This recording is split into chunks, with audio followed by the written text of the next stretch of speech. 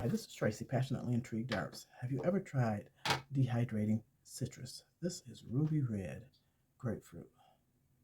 I did cut them thin, but these took at least 8 hours. They're pretty crisp, but they are delicious. I've done these before, and oranges. I've done oranges before. I'll drop these in here right quick. Ooh, they're gonna be tight. I kind of want to lay them flat so I can get as many in here as I can. And these type of things, I use them for snacks.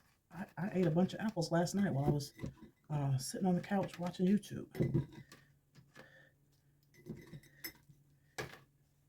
Hopefully I can get all of these in here. Seal it tight and be done. Put it on really tight. I'm going to date it. And look at there. Yummy, yummy, yummy. Be good. Take care. See you next time.